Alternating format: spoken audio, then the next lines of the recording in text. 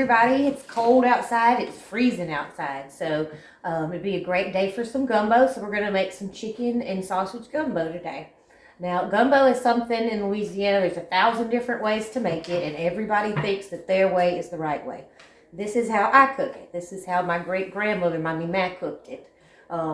She was from Louisiana, and her first language was actually Cajun French. She didn't speak English that well. But anyways, this is how she made her gumbo. Alright, for our gumbo, the first thing I'm going to do is cut up all my onions and vegetables.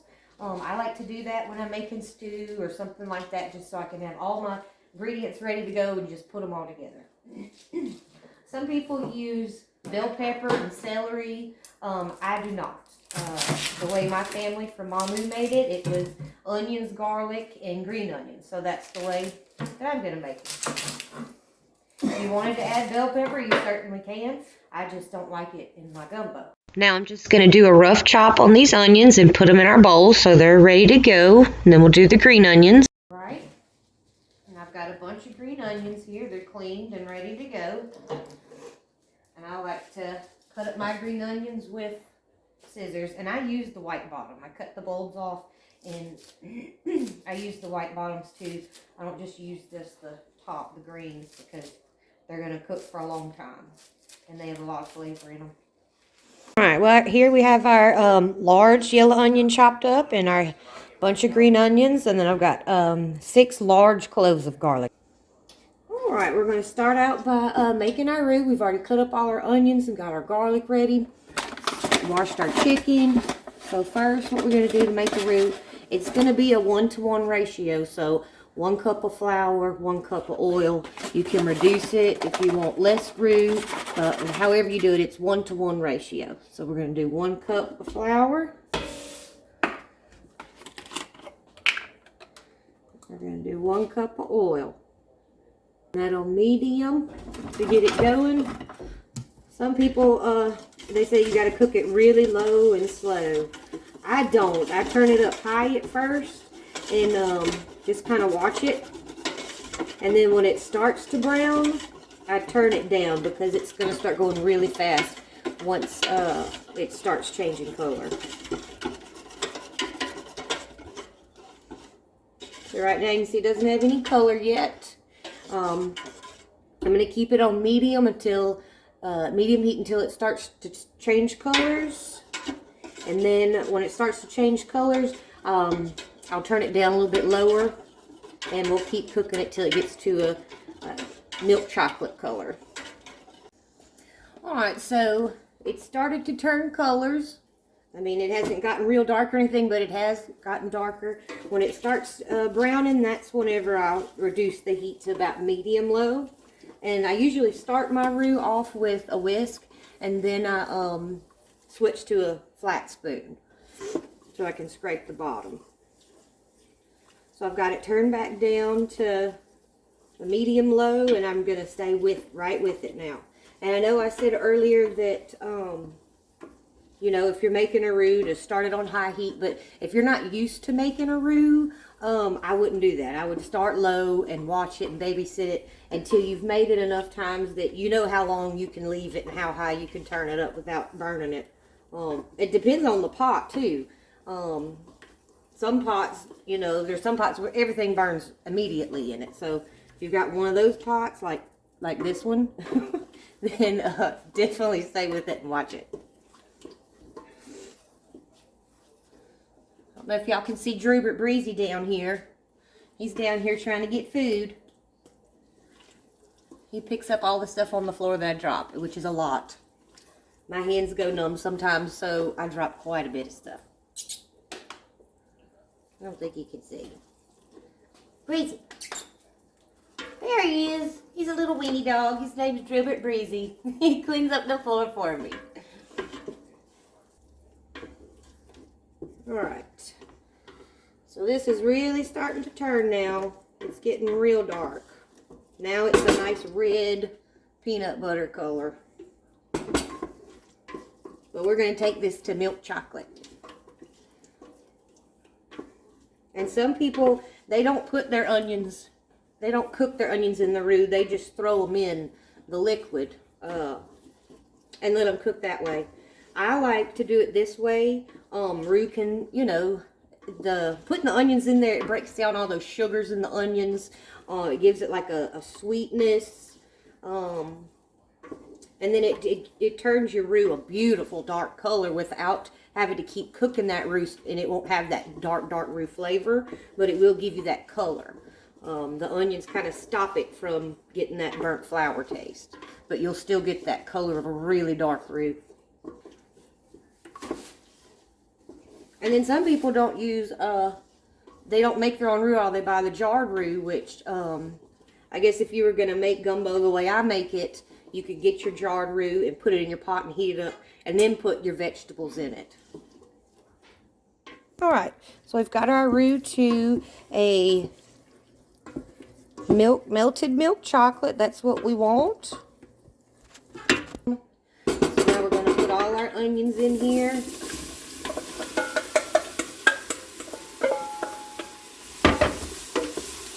Stir those up real good. Get them all coated in it. And I let this cook on medium low. And now you can walk away and go do something else you need to do, because it's not going to burn now. And y'all, this smells so good. There is nothing that smells like this. Absolutely nothing. And when you put the garlic in, it really gets going. Alright, we're going to let that cook till our onions are soft. And then we'll put our garlic in. So now our onions are cooked. We're ready to put our garlic in.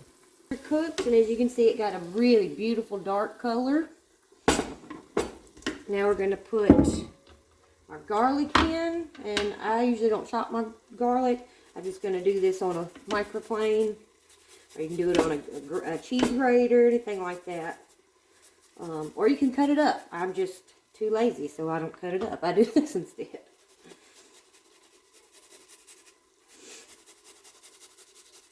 This is 6 large cloves of garlic. But you can put however much garlic you want. If that's too much for you, put less. If you want more, put more.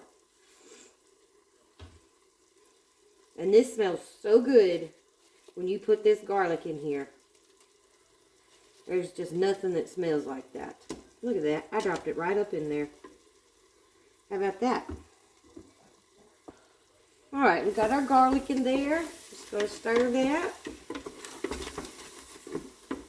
Oh Lord, that smells good. As my grandma would say, oh my soul.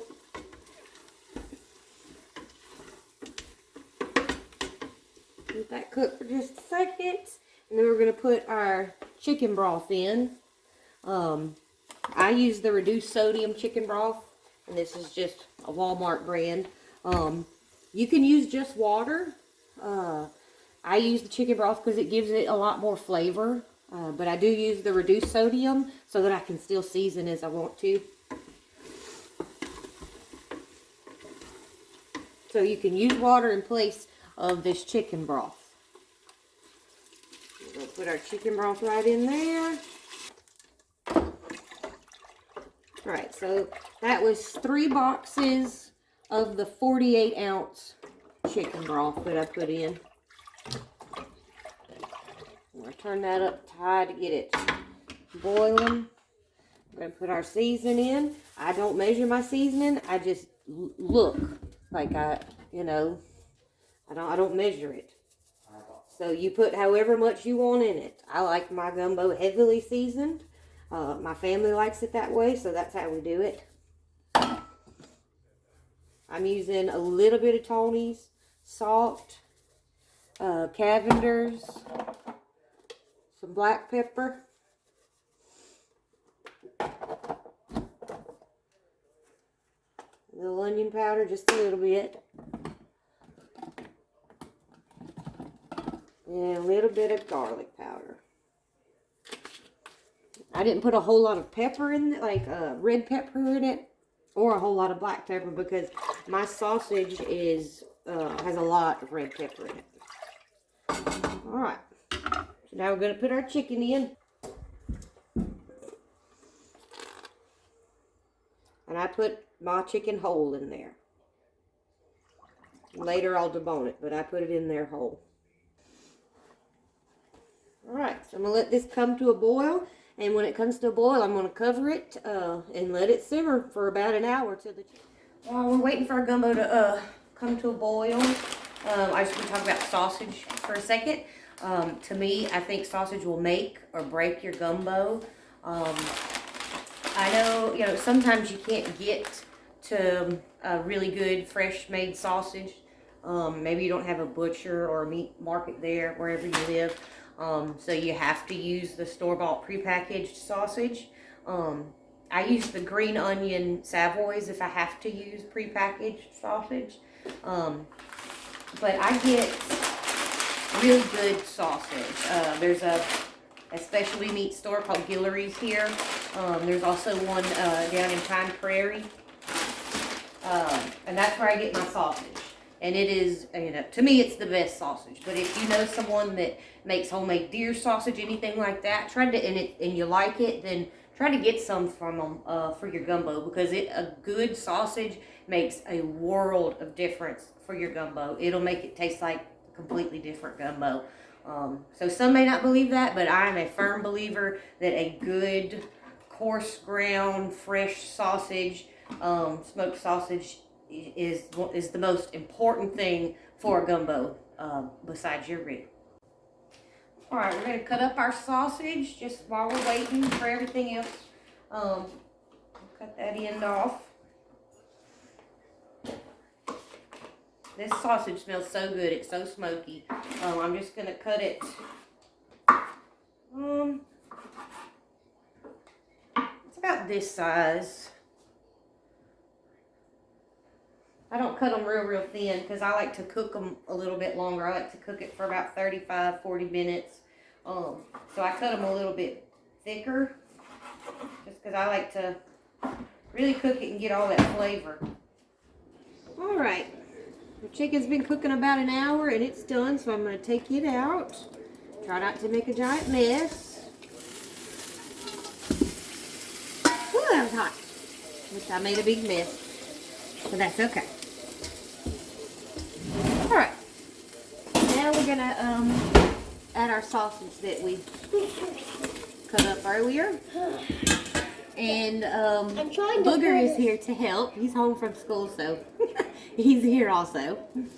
Okay. Alright, so we're going to bring this back up to a boil, and we're going to cook it for about 30 more minutes. So our sausage is done. It's been cooking for about 30 minutes. It's starting to have the little concave shape to it. So now it's done. The gumbo's done. I'm just going to scoop the grease off the top, which I've already got most of the grease out. Before I put the sausage in, I scooped a lot of the grease off. I'm just going to scoop all that grease off of there. And while the sausage was cooking, I deboned my chicken, so it's deboned and ready to go in. I can. Huh, Booger? Mm-hmm. He's helping me. He's my assistant today. Him and Drew, but Breezy down there. Don't look at Drew. Alright, so that's done. Got my chicken I deboned. Even our audience can't see Drew much. Oh, man. Drop all that in. They can see you. See? Say hello. Hello. Do you like gumbo? Yes. Is Mama's gumbo good? Yes. It's wonderful. Alright. So there we go. It's all done. Alright, so that's how I make gumbo. I hope you enjoyed it. I hope you try it. It's delicious. And as always, it's stirred with love. So thank you so much for joining me.